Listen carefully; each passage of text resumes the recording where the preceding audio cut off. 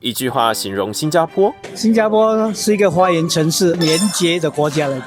赞，太棒了啦！我爱新加坡。It's safe, convenient, but expensive. 警戒心会比较多嘛，所以我才会说，通常有人要来跟我们搭话，我们通常都会先回避这样。对。台北是台湾的天龙国，新加坡就是东南亚的天龙国，全东南亚的人都讨厌我们。你怎么看台北？其他的国家的人就怎么看我们。新加坡地处马来半岛南端，面积仅为台北市的2.7倍大，平均国民所得毛额却是台湾的2.1倍。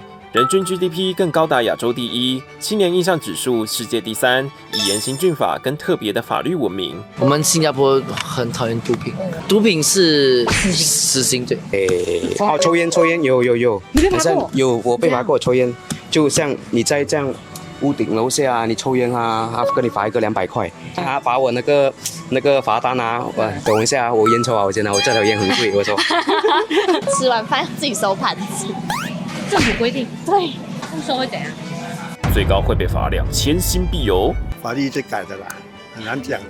今天开会，明天通过。你看过你觉得最荒谬的法规是什么？尿尿、拉屎不冲马桶会被罚。那怎么？没有执行啊？这不可能执行吧？你派一个人员在外面，先生，等一下，没有冲，有回来，莫名其妙。而四季如夏，整座城市绿意盎然。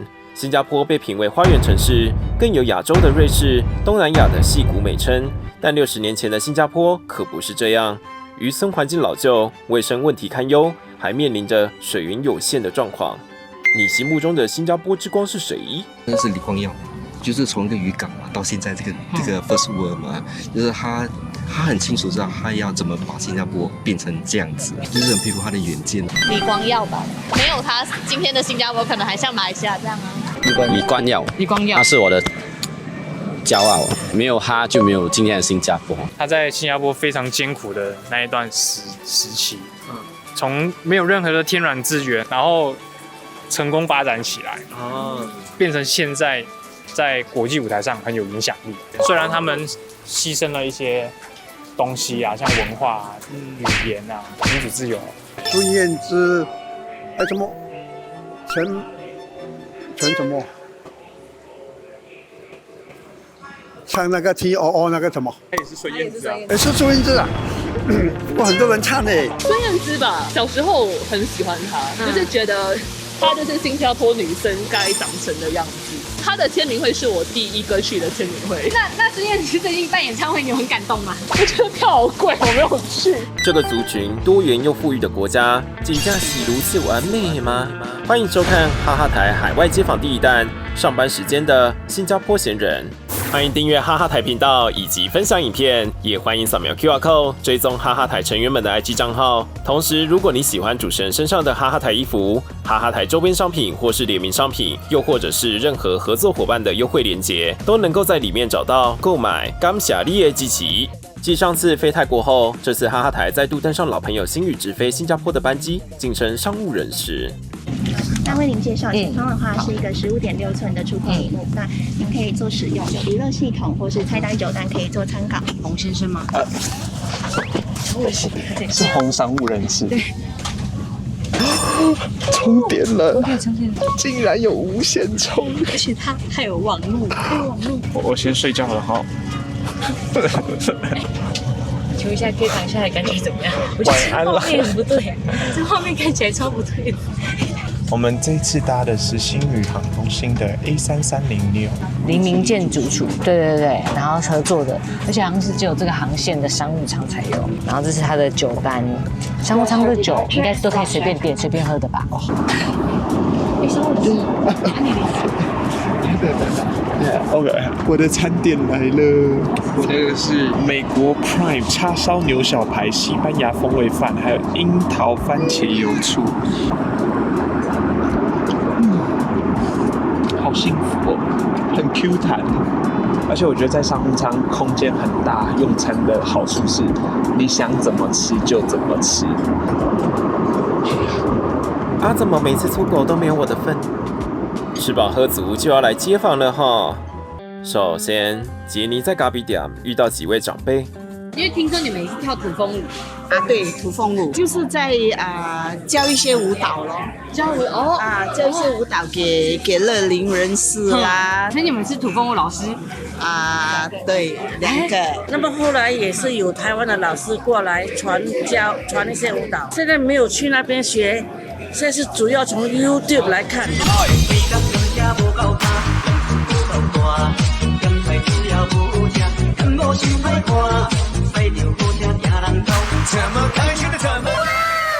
谢谢哇 ，ending pose。那你用个 ending pose 的表情，你就是这样喘气，对，看得很惨，然后看着镜头，然后就这样，看镜头，然后好，然后眨一下眼睛，哎，然后再眨眼睛，然后喘。别到新加坡都要逼长辈跳舞，非常不孝。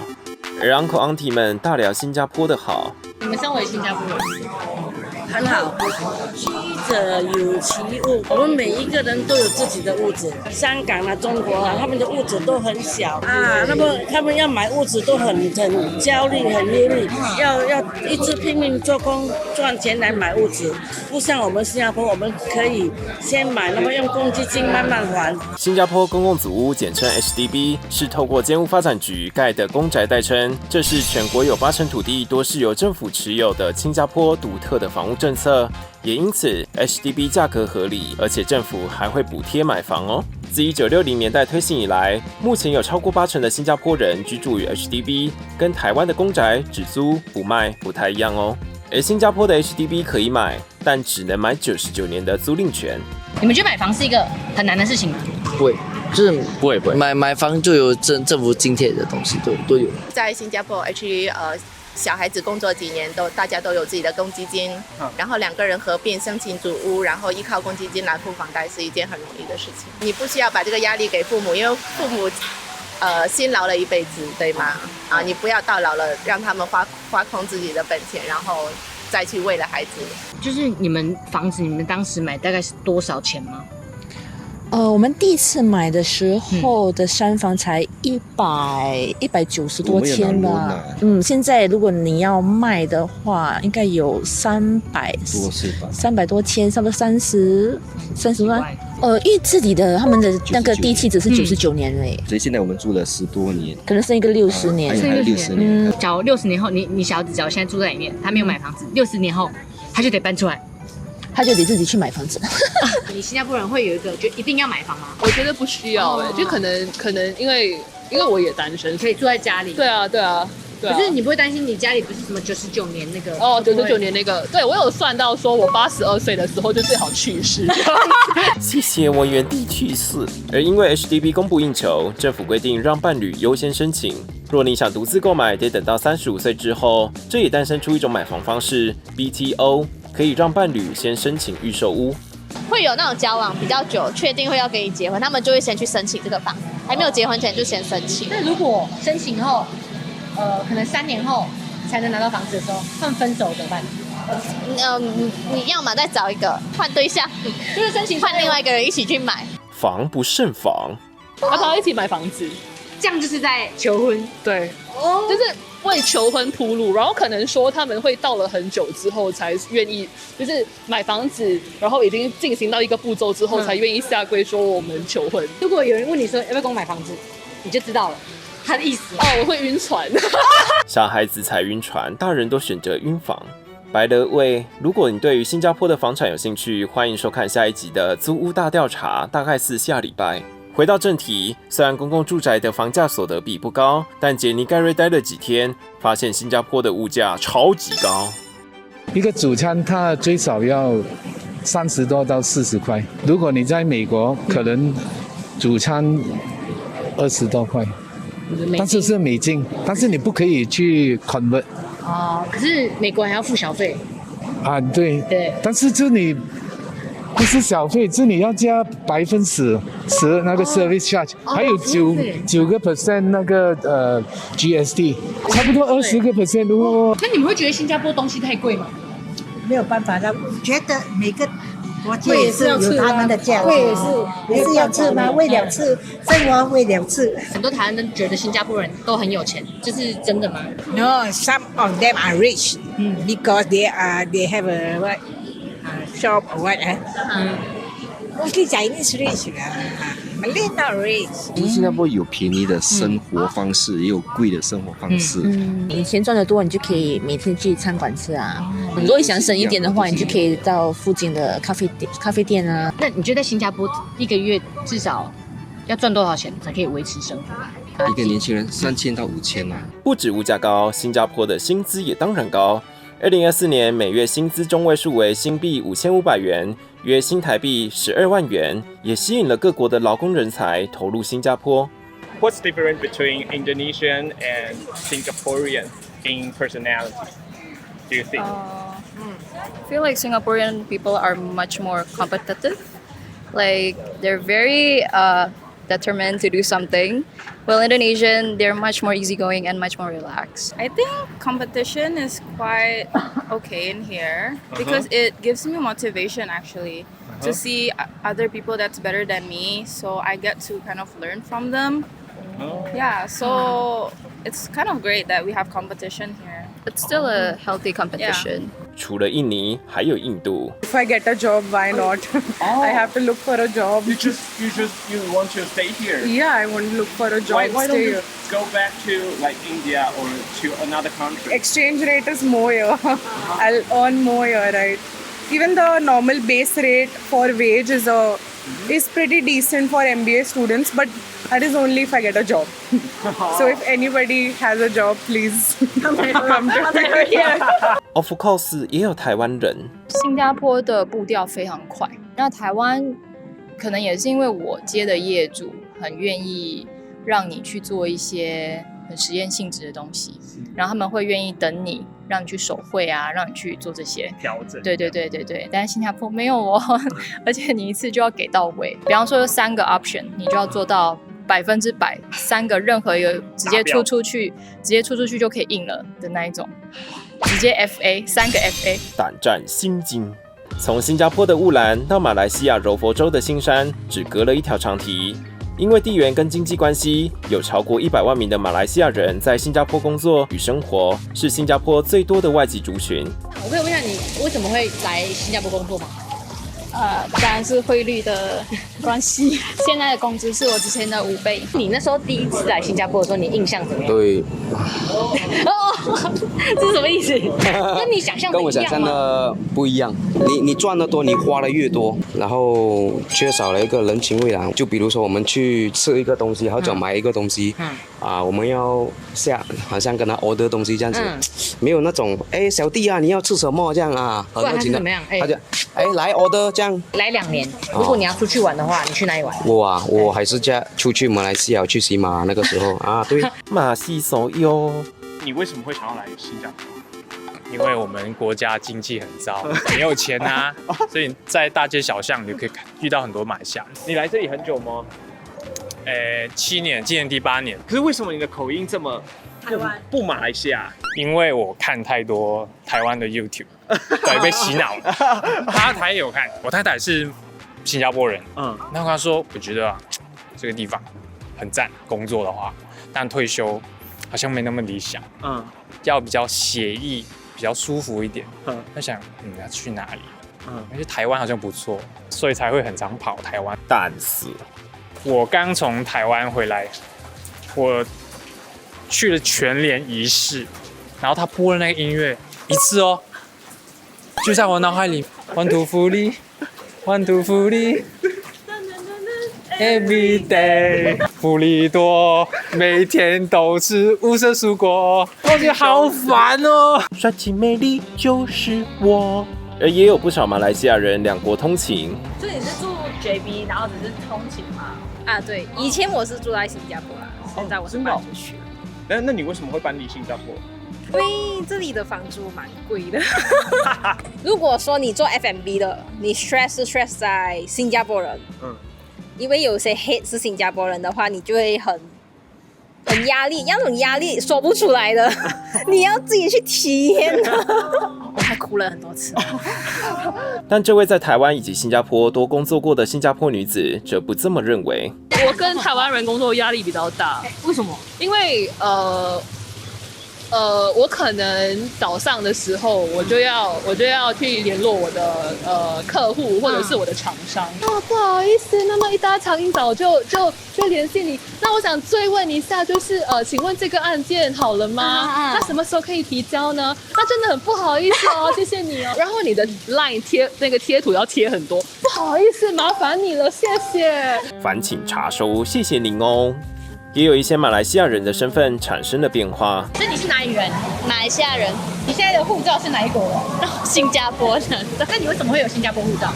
就从小在这里念书，然后工作，然后想说以后应该也都会在新加坡。讲真的，我很支持马来西亚这个国家，这个国家很好，但是政府你就会觉得政府做事很不给力。但如果回马来西亚，我遇到马来人的司机，他问我说：“你在新加坡工作？”我就对啊。那你有拿新加坡公民还是 PR 吗？什么的？我这个时候我就会怂，我就讲我就没有啦，就工作而已。为什么不能承认有？他们会蛮在意的，马来西亚的马来人在意你说，你抛弃马来西亚，然后去新加坡。说到新加坡与马来西亚两国复杂的历史脉络就不多提，我们聊一些安全的话题好了。那这问一些比较跟食物相关问题就问一下了。哇，你问的都是怎么了？食物的问题不能问吗？一个马来西亚的人关于新加坡的食物这个是有点那个肉骨茶你看我就知道你要问这一题了。那你在新加坡会吃肉骨茶吗？很少嘞。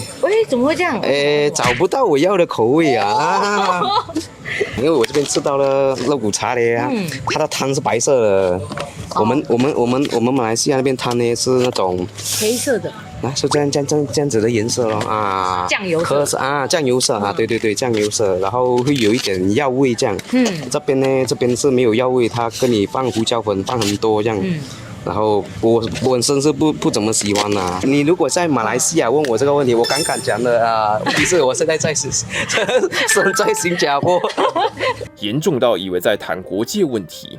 马来西亚人一定都会讲马来西亚食物比较好吃，是真的，对，一定。请问一下，巴姑德它的发源地到底是新加坡还是马来西亚？马来西亚。那如果有新加坡人觉得是在新加坡，你会跟他吵架吗？我会说你们那个不叫巴姑德，你那个叫胡椒汤。因为巴姑德本来就是药材的，对啊，本来就是药材的是来到新加坡。等一下。看来新加坡的神明也听不下去了。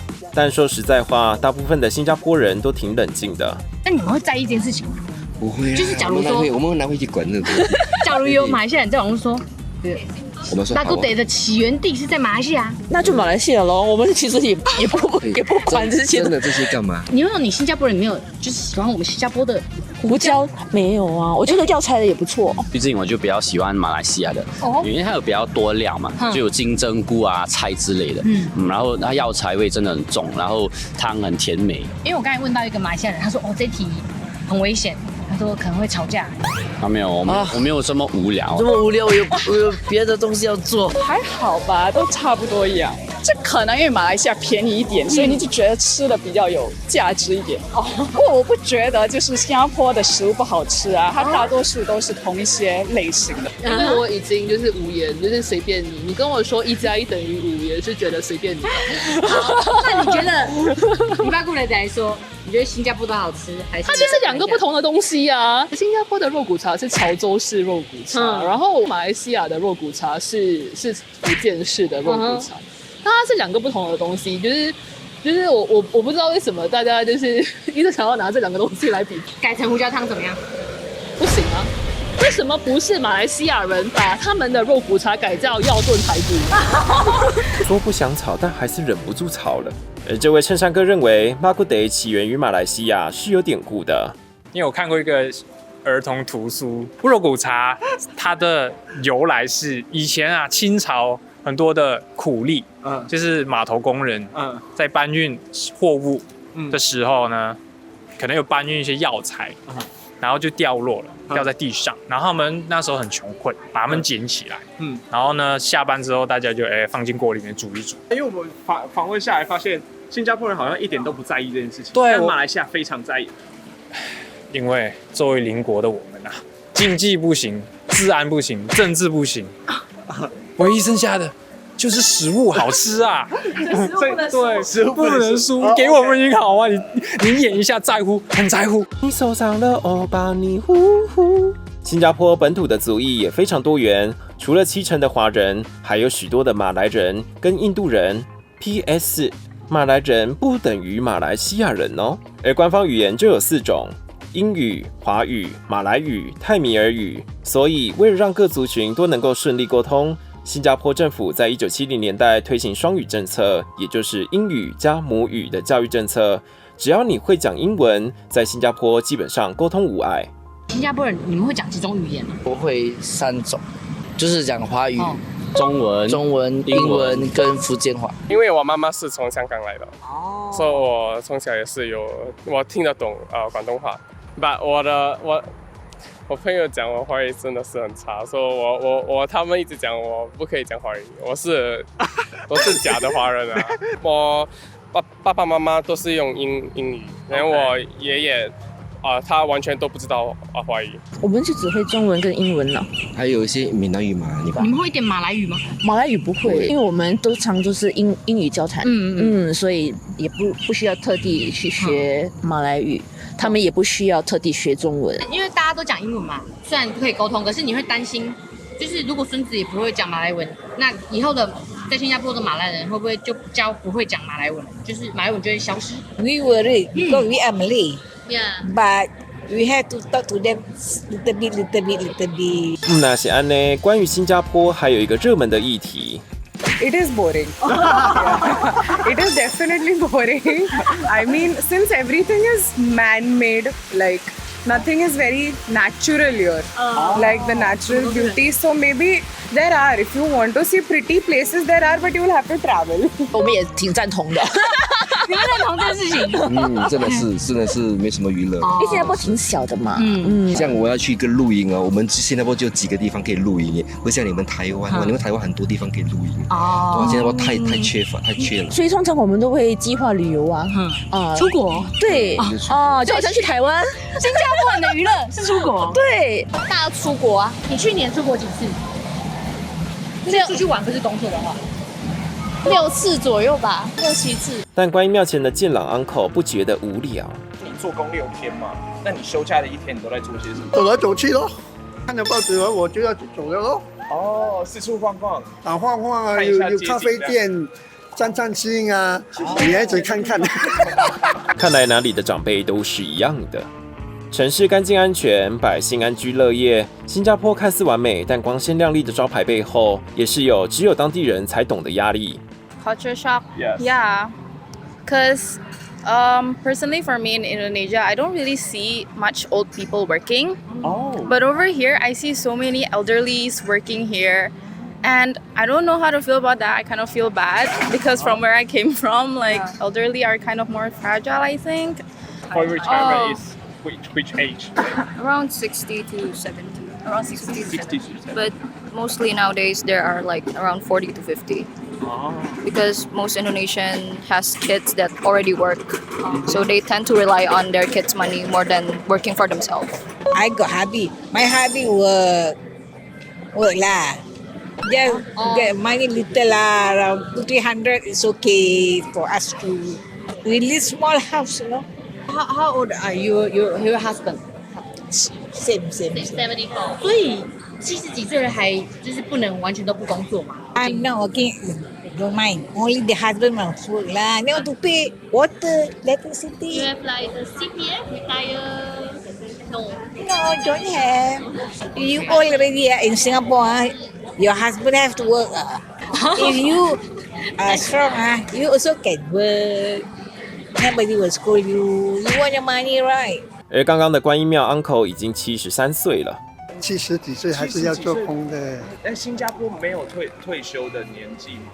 他只是讲说你可以工作到几岁，没有讲说你不可以几岁退休。现在我们这个老人家的工作很普遍的，扫地啊，收盘啊，妈妈地那些的。你有自己给自己规划，可能几岁之后就是退休，不用工，对啊，退休不要工作了。我都跟你讲了，新加坡你可以做工，你就是做到你死，做到你不可以做为止，因为你没有做工，没有这个进来，没有这个出去了嘞。那不能就是你休息不做工了，然后儿子女儿大家一起分担家计这样。很难了啦，现在这个新加坡时代很难了，没有亲情在了，没有亲情了，太严重了吧？不会严重啊，因为你养大儿子女子，嫁就出去了，演的演了，他们自己有家庭也有孩子，也要负担。养儿防老没有了，新加坡不可以用这句了啊，没有这个观念没有了。在亚洲排名第1的新加坡国立大学，盖瑞遇到一位刚从欧洲交流回来的闭环弟。你有想过未来要继续待在新加坡工作吗？不要，我要去 Europe。你想要去 Europe？为什么？为什么是 Europe？ 人比较好玩，地方也是比较好玩。我觉得他们对艺术这些东西都是有多一点兴趣。我觉得在这边没有人对这些东西有兴趣。In Singapore, we have everything planned out already. 我们全部的东西都是已经计划好的。就是我知道 ，OK， 我从小要我会去中学，然后会去大学，然后我要 study 什么还是什么，做完大学就是做工，所以我觉得这个 life 是很。那你的兴趣是什么？画画。我知道我在新加坡真的不能画画。Can I see？ 哦。就是这样子。你会拉陶哦 ？Have you ever told to your mom or dad? I mean， 他们知道我做这些东西，可是他们跟我讲 ，This cannot be your job。你的应该不可以这样。新加坡人都是这样子，太努力了，不太好。心不了情。从小到大有被定义是高材生吗？没有，完全没有，怎么可能？你干嘛？给你一个 example。You already study finish already. Yeah. So you know that you are ready for the exam, yeah. But you are scared. So you get more exam papers to do more, so that you can, you feel better or you feel safer because you do more work. You think you're not gonna fail. Yeah. But you actually okay already. So that's 加速。你自己是加速的人吗？我中学的时候。我已经我数学已经很好了，可是我还是去补习。我知道我数学是 OK 的，因为我听得懂老师在讲什么。可是我怕。怕输源自于福建话，意思是怕输、怕吃亏。1980年代开始在新加坡普及使用，表现出新加坡人重视竞争的社会氛围。It's a little just getting a little stress or competition in your student life. Yes, definitely. Especially competing in terms of grades and school. Let's say you need to get good grades to go to college, and college in Singapore is quite hard. My parents do ask for good score because in Singapore dynamic, cert is very important. Yeah, and I have to live up to my parents' expectations sometimes. 最大的一次 culture shock 是我在我家的信箱，然后那个广告单就是在讲给2岁到3岁的小孩学 coding 跟 C language。coding 2岁？然后我想说，我2岁在干嘛？我都不记得。2岁时，我连妈妈咋扣都还不会讲。也有趣的是，加苏这个词很中性，但并不是贬义。如果我讲你们加苏，你们会不开心吗？不会啊，所以你们觉得是好的。对，我们才会听吗？就不会觉得压力大吗？不会，不会啦。我讲，如果压力就不要咯。加苏是小朋友读书，就要去上很多课程那加苏啦，这个也要学。现在的小朋友真的加苏，父母加苏给他们上，又学钢琴啊，又学跳芭蕾舞啊，又游泳啊。啊这些啊，对，很多活动他们。我们这些幼稚园就有补习了嘞。幼稚园就补习，新加坡是这样。可是你们觉得这样好吗？这个是 OK 啦，但是北部给他书啊，给他书也是对他们好吗？如果没有给他书啊，没有今天的新加坡。我觉得因为很竞争嘛，就走路的人，你丢一个石头。哪一个都是大学毕业，每个人都要抢个工作啦，抢竞争。你知道躺平吗？你们听过这个词吗？没有躺平，你们没有听过躺平？没有。躺平就是躺下来休息，就是他们觉得，再怎么努力奋斗，我也是买不起房子啊，不可以这样赚不了很多钱。不可以这样啊！我的概念就是我跟他讲，每天都要进步一点，做好自己，每天都是新的一天。我们就一定要奋斗去拿到第1、第2这样。26岁的他也很有规划。每个人都有目标嘛。35岁我们要结婚、生孩子，到40岁我们有一个房子住，这些东西都要去计划。如果你不计划，完全你就是走一步算一步。不可以这样的，不可以这样，不可以这样的，你就会走歪路，就是走去别的地方，你又没有钱，人家看不起你。在新加坡就讲，你没有去奋斗，人家会看不起你。这就是所谓的加输吗？加输，对啊，对。玩一场游戏总是会有一个人输嘛。对。那会不会压力很大？不会。不会，输就是一个动力给我，再要加油。你越输你越开心，我要爬起来。对，是这样。哇，他好上进，你好伟人哦。对了，伟人弟弟也曾经遇过人生的挫折，因为我从小就没有父母嘛，所以我就会体验自己很自力更生。我曾经赌博过，欠了很多债，就是从那边爬起来吧。那时候欠到多少啊？几位数是？5位数吧。新币的话，新币50千。你那时候还是个学生。对，我就是这样很多哎，就是慢慢做工就爬起来吧。对，你还完了？对。哇，就是慢慢来吧。我有遇到我自己要去治，因为很多人追债嘛，你没有落魄到这个地步，你就完全不知道生活的概念。步步惊输，但访问下来发现，在惊输的文化下，大家呈现的状态都很两极。你们觉得你们两个是惊输的人？哦，不是哦。可是有时候你惊输也是会被逼的，有时候你会让一个人，可是你让了一个人之后，很多人就会接着来，所以你慢慢就会觉得说哇。为什么我让一个，可是很多人都会挤着来，所以慢慢我就觉得我不可以让人。只要一退，你可能就会被挤下去。对，我们也不是很成功的人。我突然讲这个，我们就是很普通的普通家庭。所以假如我是觉得你从小就有那种惊输的心态啊，你就会比较成功一点。我觉得他们小时候，我觉得他们就应该有个快乐的童年，而不是一直在那个补习班啊，一直念书，我都让他们选择他们喜欢的。前面的巴古德战神就经历过非常高压的学生时期。我从小1开始补，那你基本上6岁开始，对，6、7岁开始，然后我补到可能就是中学毕业吧。我可能会念书念到12点凌晨，以一个小学生来说，这是蛮夸张的。对，因为我那时候就跟不上，所以我就觉得。但后来成绩是 OK，但是就是会一直觉得压力很大。我有想过就是我可能还没有到12岁，我就想要就是不要活下去。你家人会逼你吗？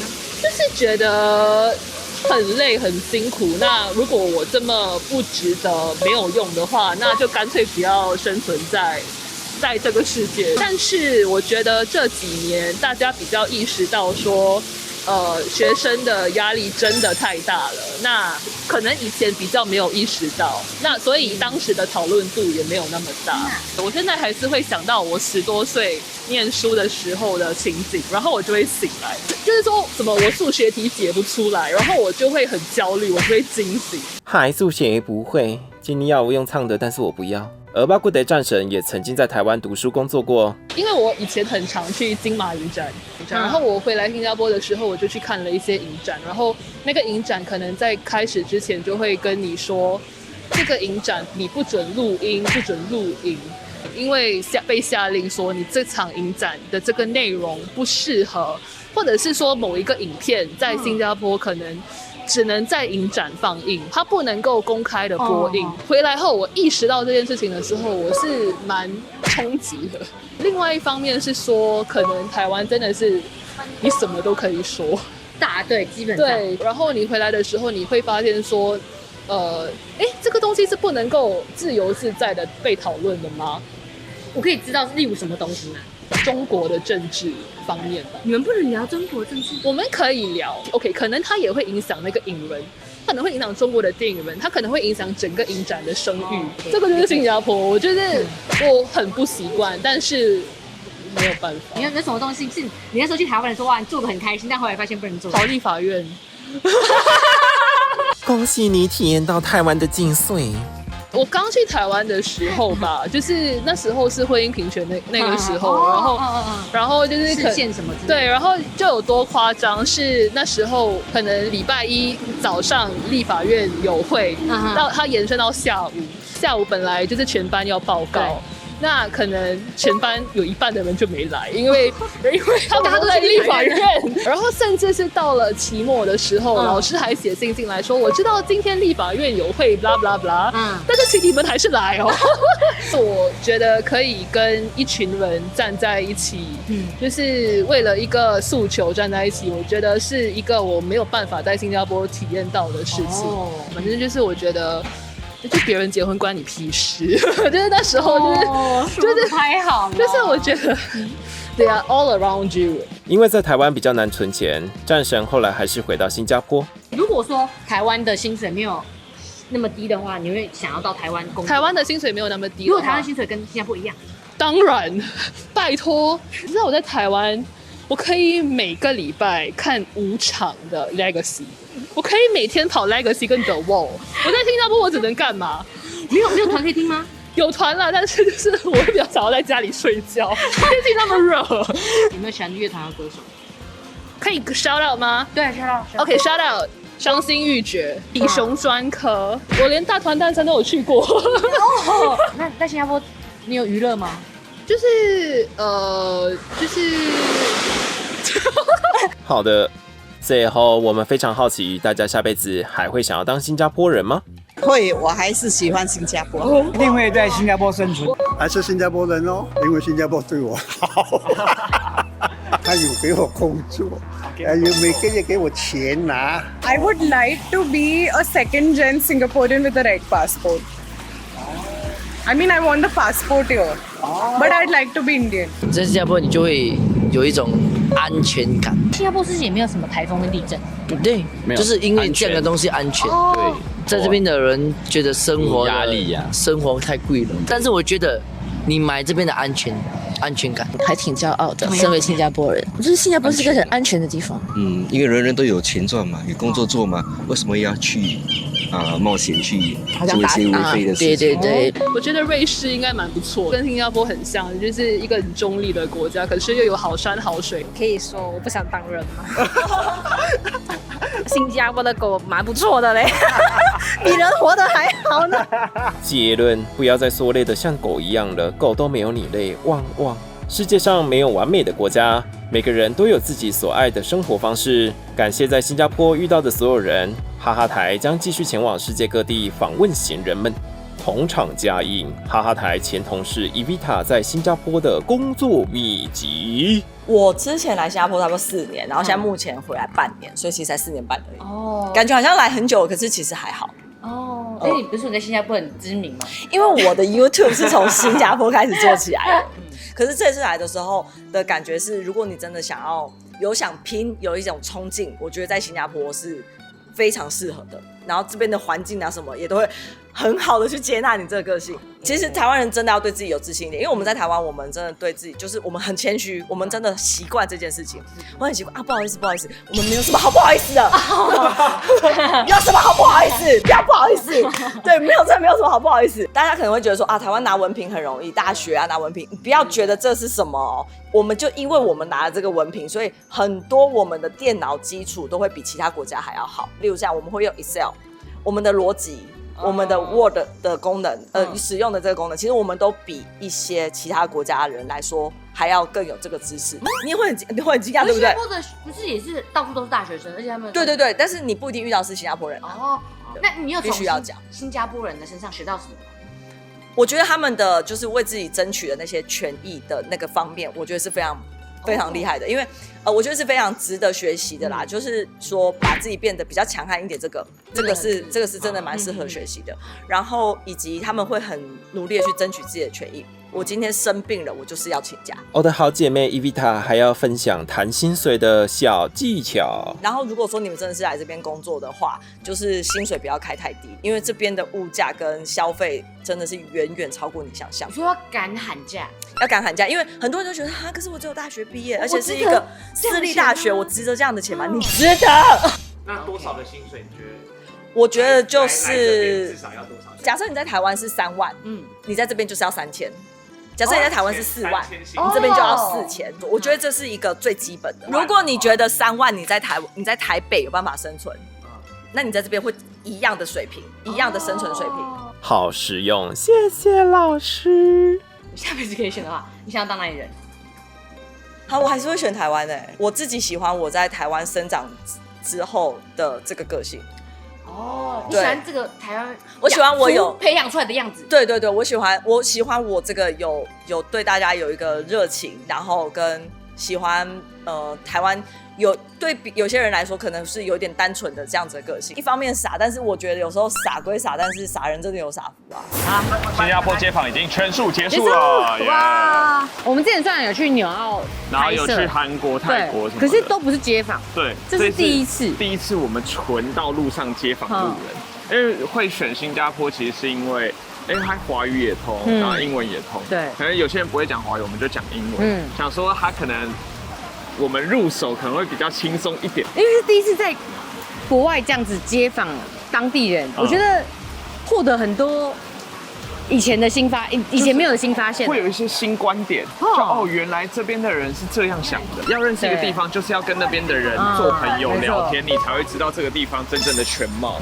如果大家喜欢的话，欢迎可以留言告诉我们，或是推荐我们下一个点可以去哪里。其实都很低调。对。不好意思。对，好啦。然后我觉得这次还有一个最大的感想就是。我们真的要加强我们的英文啊！他们随便一个人，尤其是马来西亚人，他们会的语言又更多。我遇到一个人，他会讲5种，语文奇才。对啊，我觉得我这次有冲击。你有立自己的，你要为自己立一个 flag 吗？对，我想要把我的英文再好好的加强下来，尤其我的英文的口说真的是不是很好。因为我英文就是普普通通，没有到很好，但也没有到很差。我要很快的对答的话，我脑袋有时候会转不过来。我要去联络阿娟，请他帮我谈一下厂商。欢迎找我们，让我们练英文，好不好？我们要变成国际化的哈哈台。我们下一次希望就是直接能在 LA， 我们挑战不请翻译，然后我们2个自己讲。转场，我们回到台湾了。对，没想到鱼尾狮堪称这个许愿池啊！许愿想要那个学英文。对，真的找到我们赞助商。ABC。其实我觉得英文比较实用一点，就是一些旅游口说啊。像我自己就觉得我的单字量可能现在没有那么多，就是让我办法用简单的文法或是单字去做沟通。在这之前，我们先测验一下我们的英文的现在的等级在哪里。OK 啊。在上课前可以先填写你有兴趣的主题，并且系统会初步测验你目前的英语能力，给各位欣赏一下他们测验中的可爱模样。Because a lot of celebrities were expected for the premiere of the latest movie they were appearing in, and they'd really been hoping to get a few. I'm not sure. What is your favorite food? Describe what it is and why you like it. 我喜欢吃什么啊？Bubble tea, yeah, because the bubble tea is very QQ. Traveling is the fun way to see new places. 听力测试也太糟糕了吧！我觉得应该是很多台湾学生的痛点，就读跟写都还 OK， 可是听跟说呢不太行。我的等级就是7。结果等级满分是20。OK， 经过几次上课的努力，我们就来看看这2人的口说刚好卡练凳。好啦，我们上完课啦，那现在都有一点两眼虚脱。对。然后制作单位呢很过分啦，他说要考验我们实战演练。Hi, friends. Yeah, it's been a while. Yeah, how have you guys been? You are so tall. You are so tall. And you? Kind of busy, but pretty good for the most part. Oh, okay. So, what do you do? Thank you. Speaking about Taiwan, if you had to tell a foreigner that you met on the side of the road about Taiwan, how would you do it? I would like to say that Taiwan is a beautiful island. You can go to beach or go to mountain without like 1 hour or 2 hours. You can see many views. Yeah. It's beautiful. Taiwan have a lot of mountain over 3,000 meters. Right. It's very yeah. different because I know a lot of countries don't have many tall mountains. Yeah, tall mountains. 对啊，真的很可以啊。真的吗？老师教我们下次看到外国人要怎么开始访问。And like, let's say you went to Singapore, for example, and you want to say, I am, hello, my name is Jenny. I'm from Taiwan. We have a YouTube channel, a very successful YouTube channels with 1 million followers. You have to get the hook. Excuse me, we're a YouTuber from Taiwan and we're now having an interview. Can I bother you 5 to 10 minutes? Is it okay to say that? No, can I have, not bother you? You can say, can I have 5 minutes out of your time? Can I take your 5 minutes? Take 5 minutes of your time, please. Perfect. For your time for interview, please. 很好，很好。这个国关，对，国关，对，学语言就是要脸皮厚，就是你不用怕你讲错了或是丢脸什么的，你就是尽量讲就好，然后听到的人就会原谅你的小错误。感谢 Tutor ABC 啦，好不好？而且可以成长。反正你大家程度不一样没关系，它可以根据你的程度，或是你可以自己去定你的课程。所以其实你可以在下班时间找你自己有空的时间去排课程，它的时间是很弹性的。Tutor ABC 上有专属的 AI 定制课程，你可以自由决定想学的兴趣，还可以保留你自己喜欢的外师，更有教育顾问随时追踪你的上课状况。现在就上 Tutor ABC 开始攻英文。出社会后依然想要奋发向上的大哥大姐就过来！现在上 Tutor ABC 除了享有买课当月折扣，加码再送你30堂时事英文课。大学生暑假求职拢免惊，现在买课享全面5折优惠，专属好康，请点击影片资讯栏连结。太 Original。